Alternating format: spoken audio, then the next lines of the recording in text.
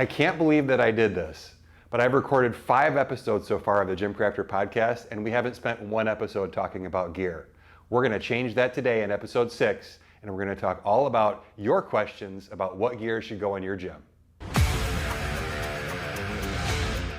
Welcome back to the GymCrafter podcast, episode 6.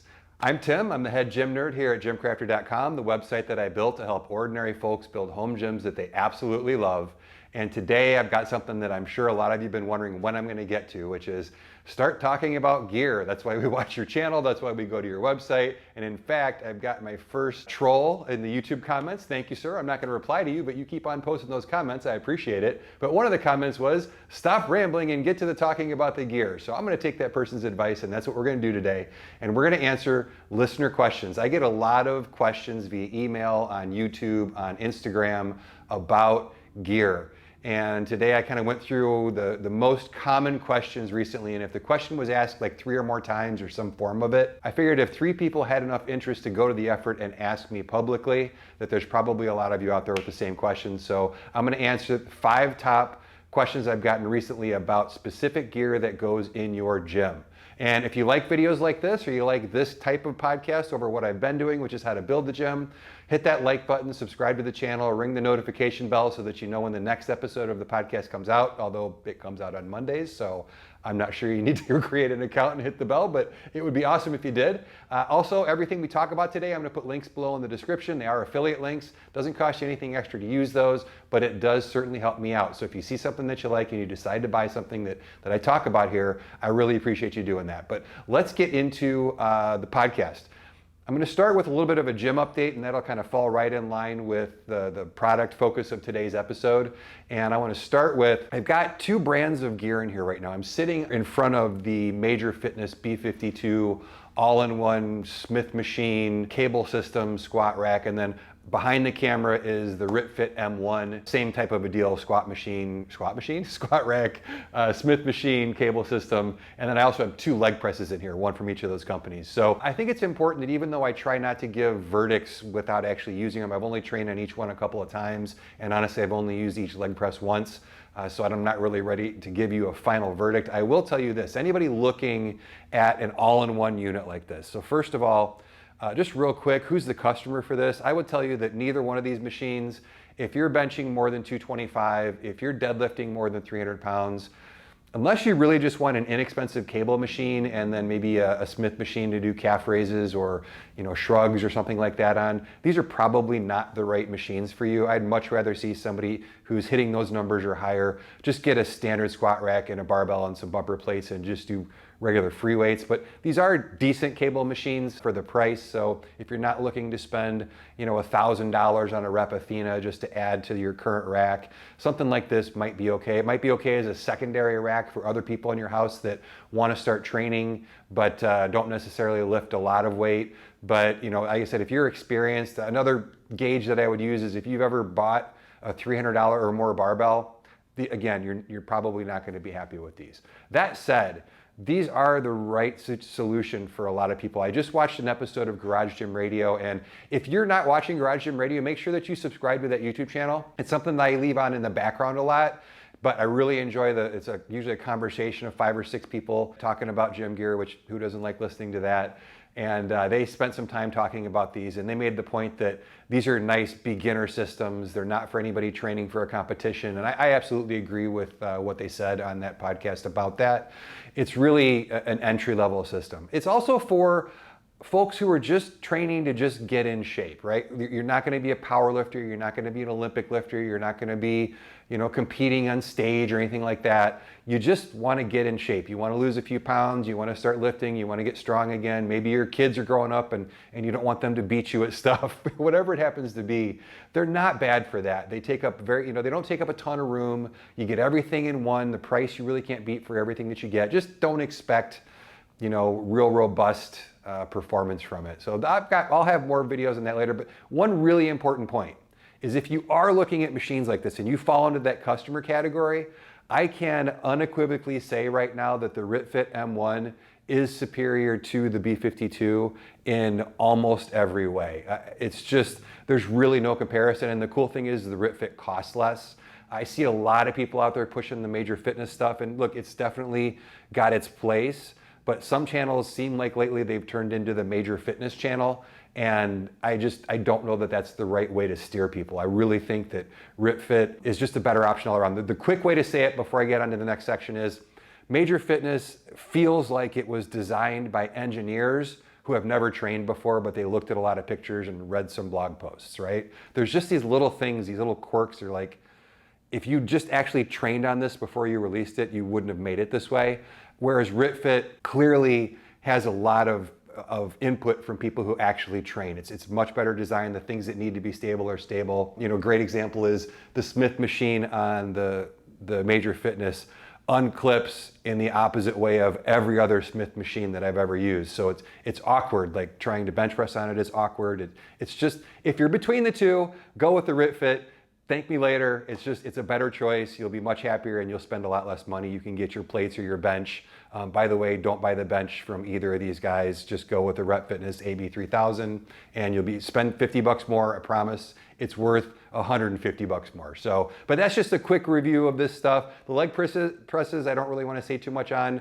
I think both of them are kind of mid, to be very honest, but that's what they're designed to be. So anyway, that's just a quick review of the stuff that's in the gym right now. Another piece of gym update.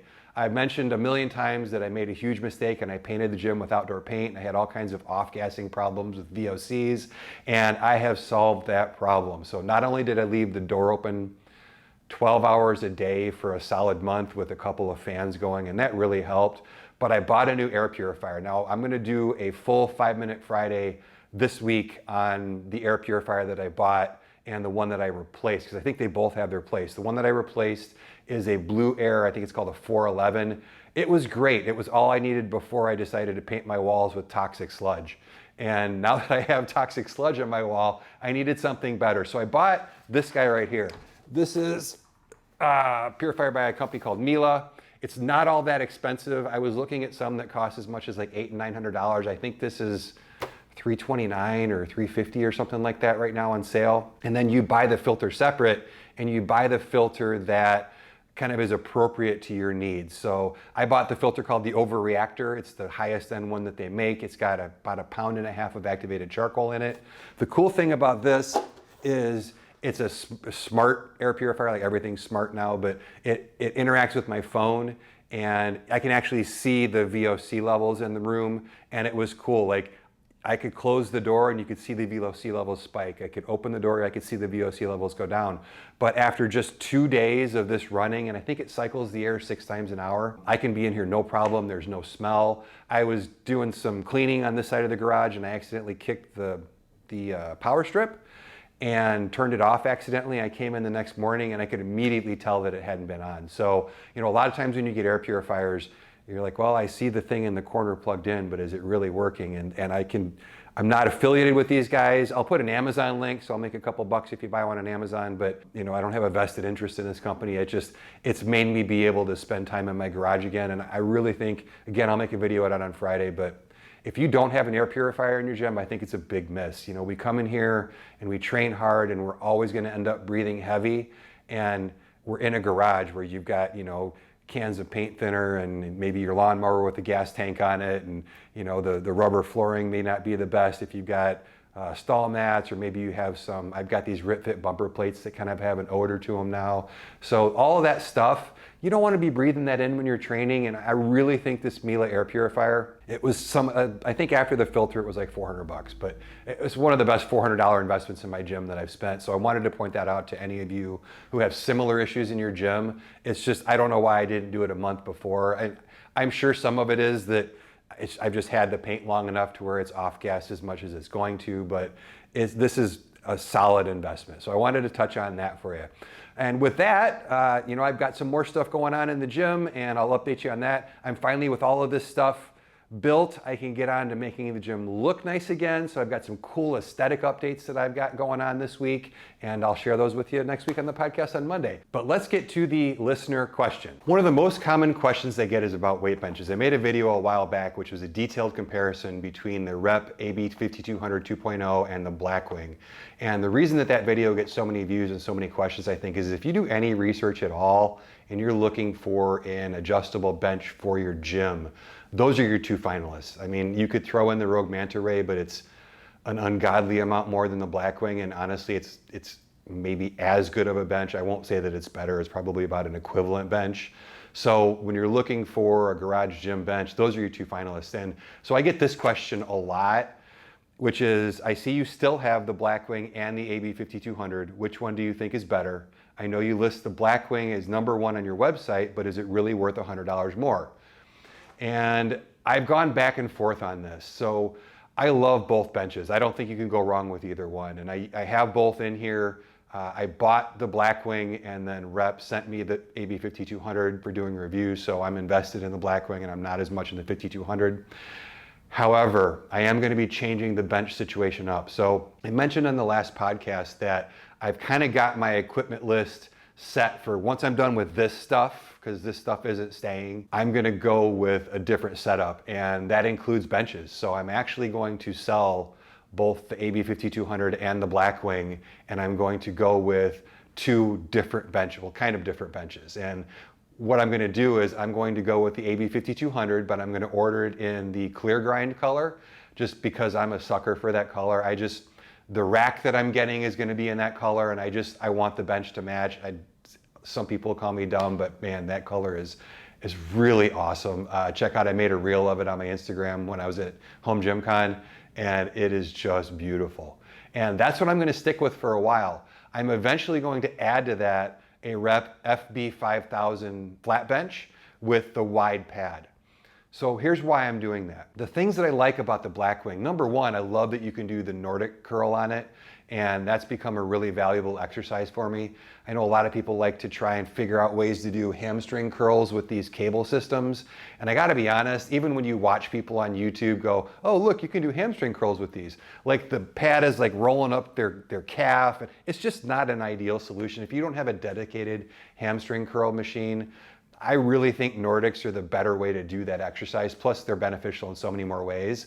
And I like the rollers on that. Well, what I'm gonna do is I'm going to put I think it's a post mount GHD from Exponent Edge, which I really like that company a lot. I've got a couple other things, one here already and one on the way. And I think that combining that with either the flat portion of the AB5200 or eventually the wide pad FB5000 is a great way to do that exercise. And then that accessory gives me a lot more versatility. Whereas the rollers for the BlackWing, they just kind of sit in a corner unless I'm doing that particular exercise. I don't do decline sit-ups or ab work at all. So for me, those rollers just kind of sit there. And I think that this is going to be a better way to do it, because that particular accessory from Exponent Edge, and like I said before, I'll put a link below so you can check it out, is going to be a more versatile solution for me. It's going to allow me to do a lot more things than the rollers on the BlackWing do. So since I'm going to be able to do that a different way, when I come in to train, 90% of the time I actually reach for the AB5200. And here's why. #1, I don't like fiddling with the zero gap stuff. I've tried to get used to it. I am used to it. It's kind of automatic at this point, and I think I mentioned that in my review. And I do still list the BlackWing as the quote unquote best adjustable bench you can get on the GymCrafter website. However, I do have the 5200 listed as what I call the smart pick, and I really think that that's the right way to go. If you're looking for a cream of the crop, heaviest, most stable, you're gonna bench press 9 million pounds on it, that it's perfect for that. For me, I don't do that. So to have to adjust that seat, I don't care about the gap. I've used the 5200 in its previous incarnations so much, and the back pad is plenty long enough. I don't have to worry about the gap. So for me, the zero gap isn't worth all the adjustments and all the fiddling.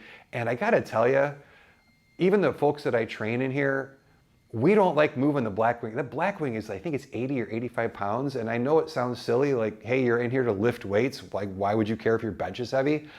It's a bear to move around. And I've heard the same thing from a lot of you out there who have bought the BlackWing. You're like, I love it, it's great, but man, I hate moving that thing around. I've heard a lot of people say, man, my wife doesn't like to move it around, so I'm gonna get her a bench too. And it's like, why not just get the 5200? It's much easier to move around.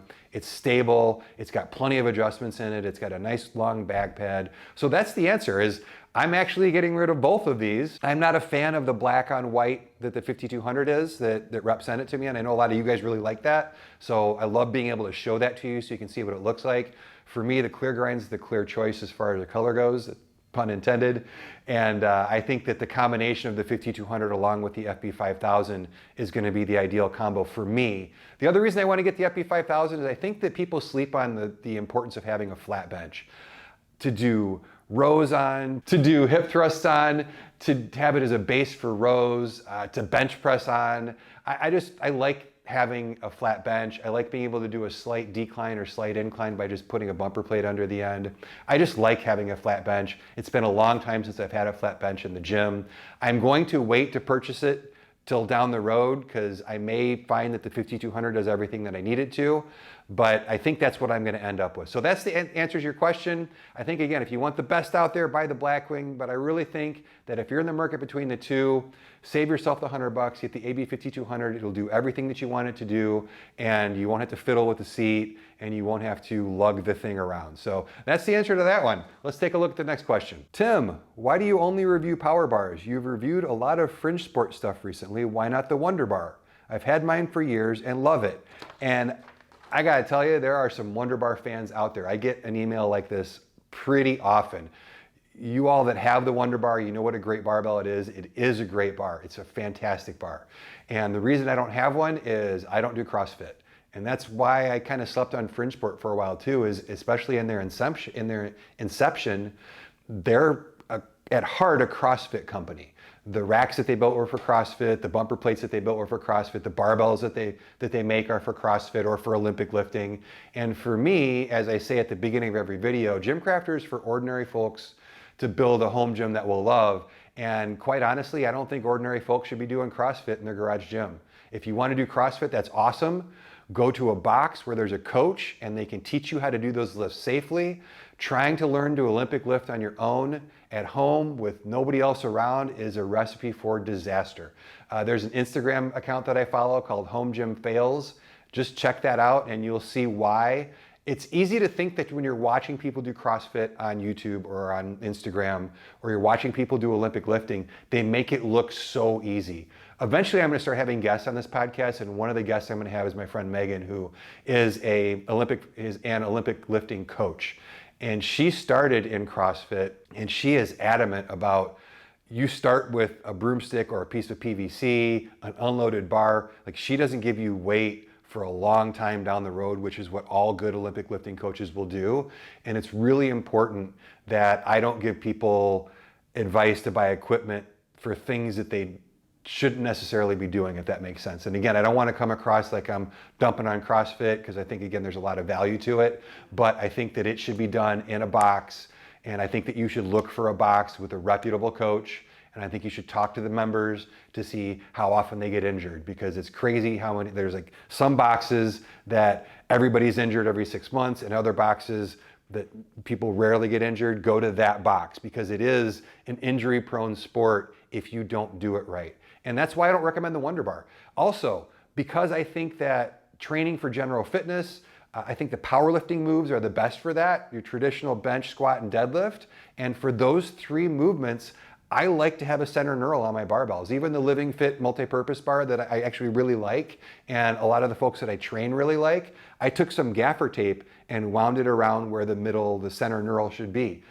I think the center knurl is really important for a couple of reasons. The center knurl helps to dig into your back for squats. And if you're a female and you're training and your back is usually exposed, I have learned from the females that I train that they don't like the center knurl, so they actually like the Living Fit bar and they like the gaffer tape solution. But on the whole, that's kind of important, especially if you start squatting heavy, is to have something that kind of digs into your back, especially on low bar squats, which is lower on your shoulders.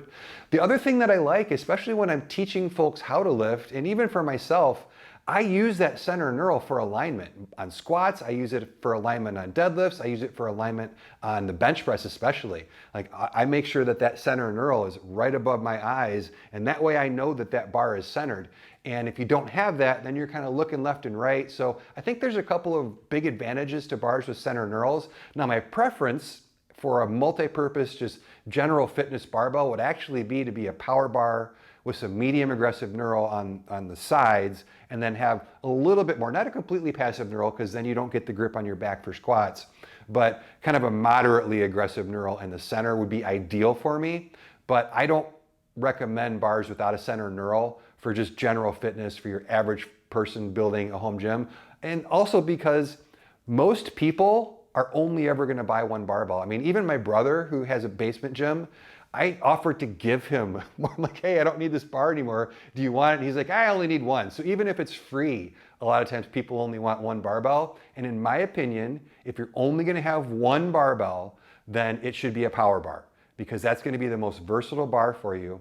It's going to give you the best benefits for just general purpose training. And then if you do decide to do something specialty like Olympic lifting or CrossFit, and you've got your training and you want to start doing it at home, that's a great reason to buy a second bar that's specific to that type of lifting. And the Wonder Bar is a great option. Like everything Fringe Sport makes, it's high quality. It'll last you a really long time. It's well built. The knurl is fantastic. It's the perfect amount of aggressiveness for that high repetition type lifting. But I love the Fringe Sport Wonder Bar, to answer your question. I just don't recommend it because I don't think it's right for the folks that I made GymCrafter for. So hopefully that makes sense. Let's take a look at the next question. And that leads to another Fringe Sport question, actually. What do you think about the Fringe Sport Dane? Now the Dane is their new half rack functional trainer that they just came out with. I think it sold out on the day that it released. Said you are one of the only channels that hasn't made a video about it. That's because they didn't send me one before it was released. Hear that, Fringe? You could, if they would have sent me one, I would have had a review out, but they didn't, so I don't. And let's see, what else did they say about it? It hasn't made a video about it, and I'd love to know what you think. It's a big investment for me, but I'm leaning that way. Here's what I think about it. It's the #1 thing on my finalist list for my gym when I get this stuff out of here. I think it's the perfect solution for folks who don't want to spend $4,000 on a PR 5000 and an Athena from Rep, which, speaking of sending me stuff, Rep, if you want to send me a clear grind PR 5000 with an Athena, that'll be in here. I'd definitely take that. But for $2,500, what the Dane offers, it's got a 1-to-1 cable ratio, which you don't find in a lot, which means that their 160-pound stacks are actually 160 pounds, which I love. I know some people have knocked on the 1-to-1 not having a long enough pull, which I watched Gluck's review on it, which I think the best review out there right now is Gluck's. Gluck's the only one who took the time to actually train on it, I think. All the other reviews out there, I don't know that those people actually trained on it. Gluck had some really good feedback as far as when I trained on it, this is what I found. And he found that, yes, it's a shorter cable length, but it didn't necessarily interfere with most of what he wanted to do. Even with my long arms, I don't think that's going to be an issue. I love the clear grind color that it comes in. They don't upcharge you for that. I'm not a big fan of storing the bumper plates inside like they've shown in all the marketing material. I can't imagine trying to duck under bars to get plates out of the center. I don't think I'd store plates in there. But it's an interesting thing to show that there's some storage. I probably will store kettlebells back there, which I think is a cool idea. But I think I think it's a fantastic option, and you can't beat it for the price. I think everything Fringe Sport makes is high quality. I think they do a great job of really thoughtfully putting things together, designing things for people who actually train. One of the things that impressed me most about Fringe Sport when I met the guys from the company is that they train. They train as much or more than anybody in their garage gym, and they love it. So they built this thing to train on. I guarantee you that they trained on the prototypes before releasing it to the public. So while there's probably a couple things that they might tweak for, Gen 2 or version 2 if they do something like that, I think it's a great option. I think it's probably going to end up in my gym. The only thing that I'm considering as an alternative right now is a PR 5000 with the Athena. I don't need a full rack anymore. I realized that once I sold my Titan rack. I'll probably make a video about this, but if you're looking to buy a rack for your gym, I like a full rack if you're squatting heavy. I don't like squatting outside the rack heavy because I've had my knee go out, I've had my back go out. If you have a problem, if you pull a hamstring, anything happens, I know people talk about, well, just learn how to get out from under a bar if you can't lift it. Well, getting out from under a bar you can't lift is one thing. Dealing with an injury mid-lift is completely different. You're not getting out from anything. You're going straight down to the ground. Watch the home gym fails thing on Instagram. It is not pretty. You're gonna get hurt. So for my money, if you're gonna be lifting heavy, especially squatting, then being inside of a rack where if you fall down, you've got safeties or safety straps, you've got posts in the front and the back, so no matter what direction that bar goes, it's staying inside the rack and it's not landing on top of you, I think is the best way to lift at home alone safely. I've decided that at 53 years old, I'm done back squatting. I'm probably gonna go with the Fringe Sport belt squat or another solution. I'm a big fan of Bulgarian split squats. I honestly think that you could do everything you need to for your legs with Bulgarian split squat variations. I know I'm one of the weirdos out there who likes that exercise, but it's really, in my opinion, it can replace the back squat no problem unless you're training to be a power lifter. But if you're training to be a power lifter, you probably need a full cage. So if you're not training to be a power lifter and you're not doing heavy back squats, all of a sudden I run out of a lot of reasons for a full cage. So for my purposes, I've decided to scale down and go with a half rack. And I think that the Dane is a great solution. One of the things that I've really liked about having this major piece and the RitFit piece is having cables. This is the first time I've had cables outside of a commercial gym. And I tell you, I really like having them. I really enjoy having a cable system. And that Dane, not only do you get aluminum rollers and everything super high quality, but you get it at a price. You just can't get a cable system that's that quality for that price added on to a rack and spend anywhere close to that. So long story short, I love the Dane. I think it's awesome. I'm waiting to see some reviews from people who I know have it and will use it for a while and let me know what they think. So I want to see how it lasts, but I think it's awesome. But as I normally do here, I'm not going to do a review or give you an opinion really on stuff that I haven't used. So take my opinion for what it's worth. It's based on the marketing material alone.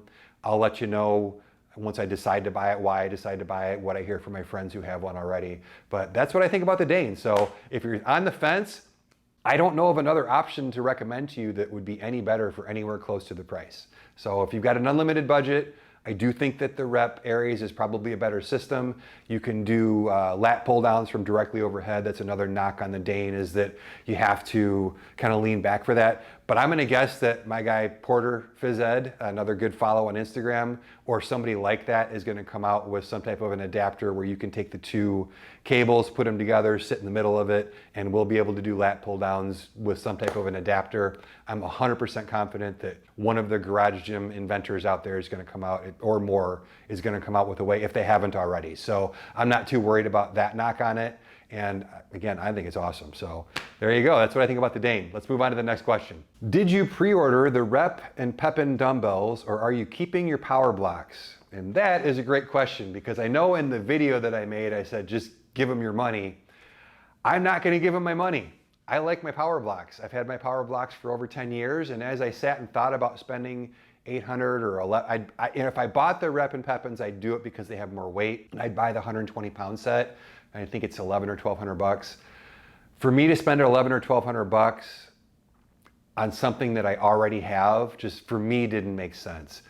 I think power blocks are great. The cage design has never ever bothered me. Even when the bar bumps into my wrist, it's literally never bothered me. And honestly, you're not spinning dumbbells in your hand anyway, so it's very rare that I even feel that cage. I think they're well balanced. Yeah, when you put the spacer weights or the extra step weights in there, it can, it makes it a little bit less balanced. I use plate mates, which are magnetic weights on the end instead, so I don't have any balance issues with them. I like that they're flat on the end. They rest on my knees fine. I think they adjust really quickly. I can pull the adjuster out and put it in with no problem. For me, I have something that already works, and I have a bad habit of just buying stuff because I think it's cool. And honestly, right now, I need to stop doing that. I'm sure some of you guys can relate to that. But in the end, I don't need to replace my power blocks. If I was in the market for adjustable dumbbells fresh, absolutely I would buy the Rep and Pepin dumbbells. And we really just need to start calling the Repin dumbbells, I think. I think Coop was the first one to do that. But yeah, I think they should just be called the Repin dumbbells. And if you're in the market for adjustable dumbbells, the Pepin dumbbells are the way to go. I don't have a better recommendation for you. I finally got to try the new power blocks, and yes, they get rid of the cage design. Yes, they're a little bit more balanced. I still think the reps are better. I've used both at this point, and I'm a huge Power Blocks fan, and if you're a huge Power Blocks fan, you'll love their new ones. They're great, but they're almost the same price, and for my money, those Pepins they're sweet, guys. They're really, really good. So if I was in the market new, yes, I'd buy the Pepins, but my Power Blocks are going strong. I don't ever see myself getting rid of them. I could be wrong, and again, if you want to send me a set of those, I will absolutely take them and I'll put them in place of my Power Blocks. But quite honestly, I like my Power Blocks, so I'm going to keep my Power Blocks. I've got the 80-pound set. I can put the magnetic weights on there and get it up to about 85 if I want to, or 90, I think. And that's more than enough for me. If I need to bench press more than that, I'll put it on a barbell. I'm not really worried about doing dumbbell presses that are heavier than that. So yeah, that's how I feel about those two. So again, if you're in the market new, get the Pepins. If you've got Power Blocks and you're kind of going, hey, is it really worth replacing them? Unless your Power Blocks are broken, which I don't ever see that. That's another reason I like to keep them, is you never see these things break. And honestly, guys, I've dropped my Power Blocks a zillion times, once on my foot, which wasn't any fun. But yeah, so that's how I feel about those. And on to our last question. Last question is, you've mentioned landmines in your Instagram stories like every other one lately.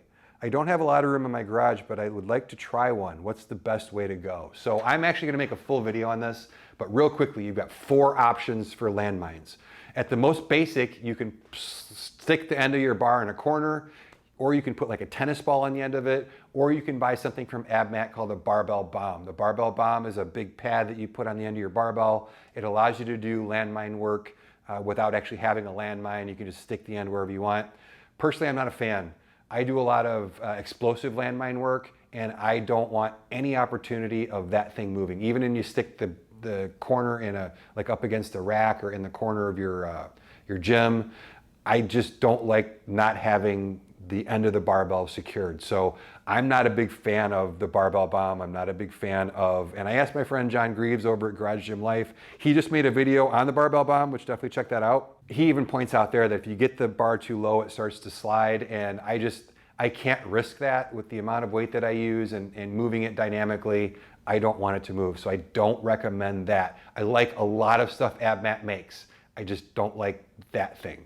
And just for that specific reason. If you're doing different lifts, maybe it works better for you, but on the whole, not a fan of that. The next one is a rack attached landmine, and both of these racks have one. There's one right down here.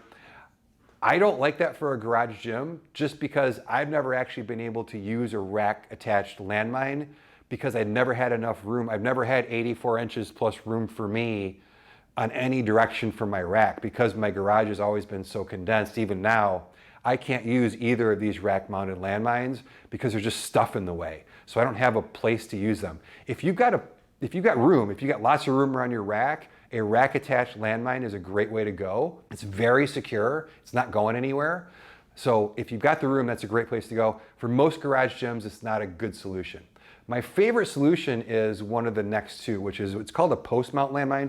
Now I've had this Fringe Sport post mount landmine it's probably one of the most used things in my gym. If you could see inside, you could see all of the finishes worn off. You can see that the stuff is worn off the side that you can see. I don't know if you can see that, but you can see how worn it is. I use this a lot. And basically what you do is you take 2 45-pound bumper plates and you stick this post down in it, and then for left-right movement, it just spins. And then for up and down, it works great. I think this is 30, 40, 50 bucks, something like that. Again, check the link below, it'll show you. I think this is a great solution because you can take those 2 45-pound bumper plates, put them anywhere in your gym that you happen to have room to do the movements that you want to do. This isn't going to move around. You can do dynamic stuff, you can do explosive stuff, which is the same thing. So it's a great solution. I like the post mount landmine. Now, the fourth one is this beautiful piece of gear right here that I bought from Clevabuilt. Not affiliated with these guys, but if you've got the budget, This is the one, and they make a rack attached landmine as well that magnetically holds to the side. It's awesome. If you're in the market for a landmine and you've got the budget, these guys are the way to go. Now, what I like about this post mount landmine, there's a couple of things. Number one, it's got clear polycarbonate on the inside. One of the things that I hate about landmines is you're putting the sleeve of your very nice barbell into just a metal tube, and a lot of them have these crank down things, and I don't like that. That's, for me, I cringe every time I put a good barbell on there. I have a beater bar specifically for landmine work, but I don't like having to have a beater bar. And I love this. There's no reason for the crank down thing. There really isn't. Your bar is not going to come out this way. It's just not. Not if you're doing things correctly. I can't think of a single landmine movement where that bar is going to slide out this way. So this is fantastic. They use this aircraft ball joint, which is the single smoothest.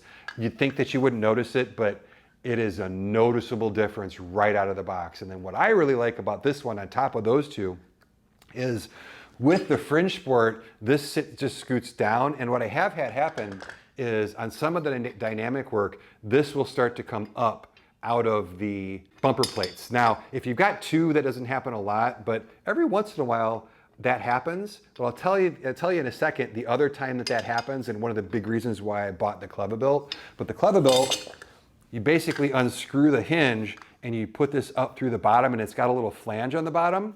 So it won't go anywhere. It won't come out of the top. It's not moving. This is the single most stable post mount.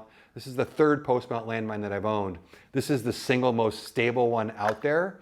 And it provides you with one additional benefit, which is the worst part of using a landmine is loading and unloading the bar, because you have to pick up the bar and then with one hand load the plates, and then it's never at the right. It's a pain. It's like loading deadlifts from the floor without a jack. It's a pain. So what I bought was from Exponent Edge. I mentioned these guys earlier. I bought this landmine jack recently, and the only issue with a landmine jack when you pair it with a post mount landmine is when the bar sits here and you start putting weights here, it pulls the end of the bar up, and it actually will pull the end of the Fringe Sport post mount landmine up out of the plates. So with this combined with this, right now I'm in landmine heaven. So hopefully that's a quick overview. I'm going to do a full video with some demonstrations of each of those different landmine options and the pluses and minuses of them, but that's a quick overview. So if you're looking to add a landmine to your garage gym, I think a post mount's the best way to go if you're tight on space. Rack mounted is the best way to go if you're not tight on space. And if you just want to get the best overall, Clevebuilt makes one from each. Again, not affiliated, just these guys make the best one. I think you're in for about $180 shipped for something like this. I think that's what this was, so they're not cheap, but this thing's gonna last me a lifetime. It's so smooth. It's so good, guys. It's better than I thought it was gonna be. I just really love using this thing. So if you're in the market for a landmine, I can't speak highly enough about this thing. So what do you guys think? Give me your feedback on this stuff. BlackWing or 5200? Which of those two is better? Which of you guys out there has one or the other one? And anybody have both of them? Which would be odd if you're not reviewing gym equipment for a living. But let me know what you guys think. If you have a BlackWing, is it too heavy? Am I being a baby about things? Should I keep it? So I still have both of them. So I've got time to change my mind. So if you need to change my mind, post it in the comments below. What about the Wonder Bar? Do you have a Wonder Bar? If you like using the Wonder Bar and I'm wrong on it and you think it's a great idea for powerlifting and things, again, let me know down below. What about the Pepin dumbbells? How many of you guys have pre-ordered the Repins? Let's see how many people we can get down below that say, hey, I pre-ordered them, can't wait to get them. And I want to know, they make 3 sets. What size did you order? Did you order the 120s? Did you order, I think the 80s is the smallest and they've got one in between. So what do you think, what do you think about those? What about landmines? Which way should you go? And what about landmine accessories? Any landmine accessories I should get now that I've got a setup that I really like with the jack and the Clevebuilt landmine? I'd really like to know that. And then finally, how about the Dane? Anybody out there have a Dane? I would love to know what you guys think, because I'm thinking about spending my own money on it. I don't get stuff for free from Fringe. I'm gonna have to pony up my own $2,500. So before I spend that much, I would love to hear from you guys. Let me know what you think. If you've ordered it, do you like it? Do you not like it? Are there any things that the reviewers have missed? things that might shy me away? Are there better options? Anybody out there have something that you think is a better option than that? So again, post all that stuff down below. As usual, I'll pin a comment with the best feedback so that people down the road watching these videos get your expert advice, because collectively you guys know way more than I do. And I think that's it for this episode. So thanks again for tuning in. I really appreciate it. If you've watched this long and haven't hit the like button, why not hit the like button? And if you watched this long and you didn't like the video, thank you. Let me know in the comments what I could do to make you actually like it for watching a video this long. And until next time, I'm Tim with GymCrafter.